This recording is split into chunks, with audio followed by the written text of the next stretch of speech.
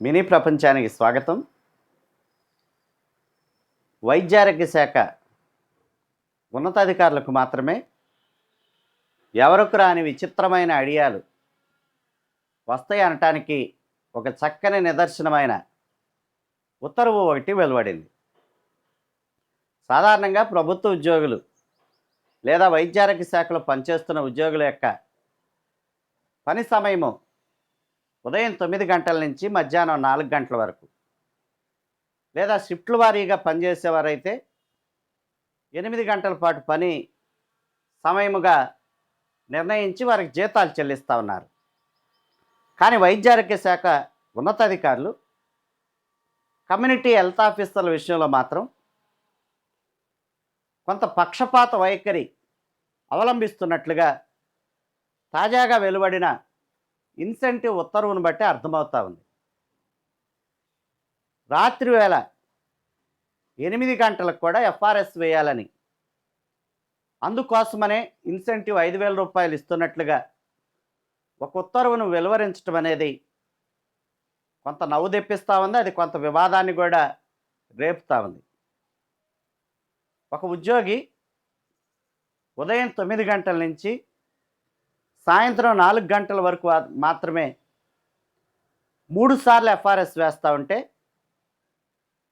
Community health ఆఫీసర్లను మాత్రం head క్వార్టర్లోనే మీరు stay చేయాలి కాబట్టి రాత్రి 8 గంటలకు కూడా ఎఫ్ఆర్ఎస్ వేయాలని చెప్పి ఉత్తర్వులు జారీ చేయటం అనేది బహుశా ఇటువంటి ఆలోచనలు వైద్యారోగ్య శాఖలో ఉన్న ఉన్నతాధికారులకు మాత్రమే వస్తాయేమో అనిపిస్తుంది.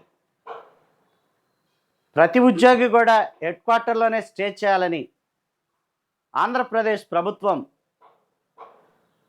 ఎప్పుడో ఉత్తర్వులు జారీ చేసింది. 2001 ఉమ్మడి ఆంధ్రప్రదేశ్లోనే జీవో 20ని దానికి అనుగుణంగా ప్రవేశపెట్టడం జరిగింది. 1996 సివిల్ సర్వీసెస్ నియమాల ప్రకారం ప్రతి ఉద్యోగి, కేవలం వైద్యారోగ్య శాఖలో పనిచేసే ఉద్యోగి మాత్రమే కాదు, ప్రతి ఉద్యోగి హెడ్ క్వార్టర్లోనే స్టే చేయాలని చెప్పి ఉత్తర్వులు స్పష్టంగా ఉన్నప్పటికీ ఏ ప్రభుత్వ శాఖకు చెందిన ఉద్యోగి కూడా తాను పనిచేసే ప్రాంతంలో ఉండటం లేదు. మొత్తం 100 మంది ఉద్యోగులు ఉంటే ఒక 20% మంది కూడా పనిచేసే ప్రాంతంలోనే నివాసం ఉండని పరిస్థితి ఉంటే, కమ్యూనిటీ హెల్త్ ఆఫీసర్లు మాత్రం పనిచేసే చోట మాత్రమే నివాసం ఉండాలి.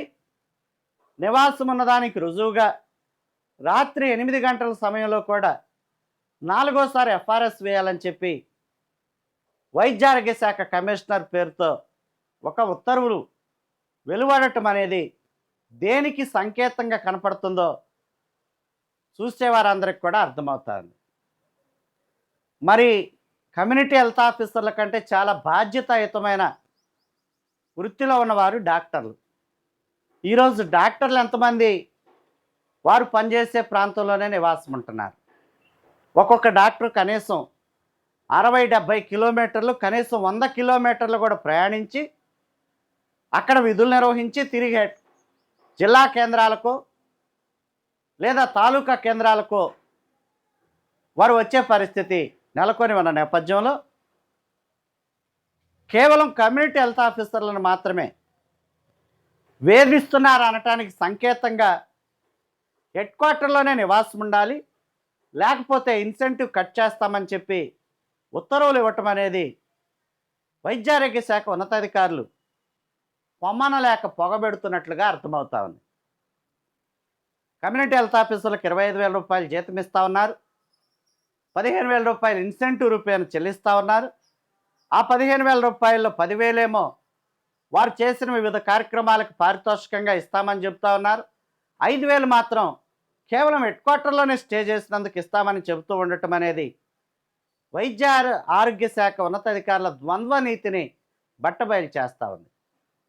ఈరోజు చాలామంది డాక్టర్లు ప్రైవేట్ ప్రాక్టీస్ చేస్తూ ఉన్నారు.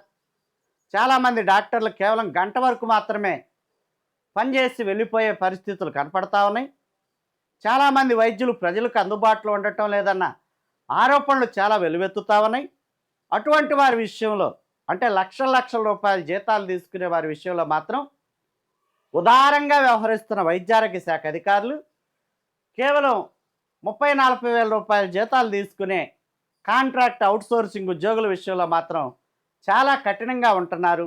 ఎఫ్ఆర్ఎస్ అనే పేరుతో వివిధ రకాల ఉద్యోగులను, వైద్యారోగ్య శాఖ ఉద్యోగులందరినీ వేధించే ఒక కార్యక్రమానికి శ్రీకారం చుట్టినట్లుగా అర్థమవుతా ఉంది. తాజాగా వెలువడిన ఈ ఉత్తర్వు అనేది చాలా వివాదాస్పదంగా మారింది. 8 గంటలకు కూడా ఎఫ్ఆర్ఎస్ వేయమని చెబుతున్న అధికారులు, హెడ్ క్వార్టర్లోనే స్టే చేసి ఎఫ్ఆర్ఎస్ వేయమని చెబుతున్న అధికారులు గత ప్రభుత్వ హయాంలో విలేజ్ హెల్త్ క్లినిక్లు ఎక్కడ నిర్మించారో ఒక్కసారైనా గమనించారు.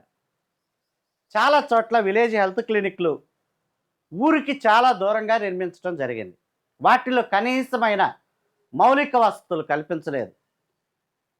త్రాగటానికి నీళ్లు లేవు, వాడుకోవటానికి నీళ్లు లేవు, చుట్టూ ప్రహరీ గోడలు లేవు, కనీసమైన ప్రొటెక్షన్ కూడా లేదు. సిహెచ్ఓలుగా పనిచేస్తున్న వారిలో 90% మంది మహిళలే ఉన్నారు.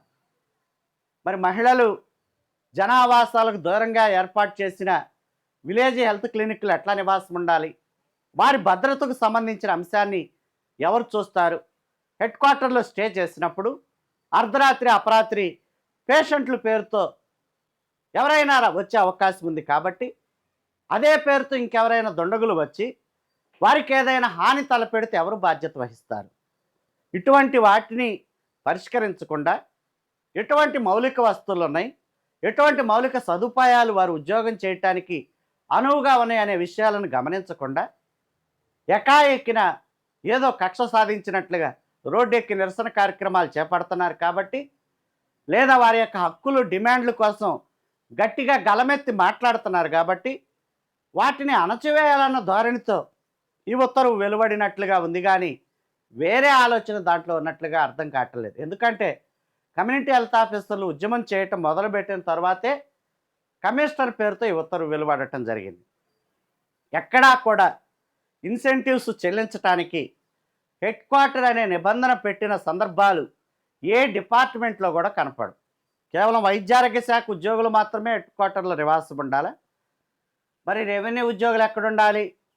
విద్యాశాఖలో పనిచేసే వాళ్ళు ఎక్కడుండాలి? అనేక రకాల శాఖల్లో పనిచేసే, కీలకమైన శాఖల్లో పనిచేసే వాళ్ళు కూడా హెడ్ క్వార్టర్లో ఎవరు ఉండని పరిస్థితి ఉంటే కేవలం సిహెచ్ఓలకు మాత్రమే ఇటువంటి నిబంధన ఒకటి పెట్టి హెడ్ క్వార్టర్లో ఉంటే మాత్రమే మీకు 5,000 ఇస్తాము, లేకపోతే ఎగ్గొడతామనే విధంగా ఉత్తర్వులు వెలువరించడం అనేది ఒక్కసారి వైద్యారోగ్య శాఖ ఉన్నతాధికారులు కానీ లేదా వైద్యారోగ్య శాఖ నడిపిస్తున్న పాలకులు కానీ గమనించాల్సిన అవసరం ఉంది. ఇటువంటి నిర్ణయాల వల్లే ప్రజల్లో ప్రభుత్వాల మీద వ్యతిరేకత వచ్చే అవకాశం ఉంది. గత ప్రభుత్వం కూడా కొంతమంది అధికారుల చేతుల్లో కీలుబొమ్మలాగా మారిపోయి వారు తానా అంటే తందానా అన్నట్లుగా వ్యవహరించబట్టే భారీ మూల్యాన్ని చెల్లించాల్సి వచ్చింది. ఇప్పుడు అదే అధికారులు వైద్యారోగ్య శాఖను నడిపిస్తూ ప్రభుత్వాన్ని పూర్తిగా పక్కదారి పట్టించే పరిస్థితి ఉన్నా కూడా ప్రభుత్వం నిమ్మకు నీరెత్తినట్లుగా ఉండటం అనేది చింతించదగిన విషయంగా కనపడతా ఉంది.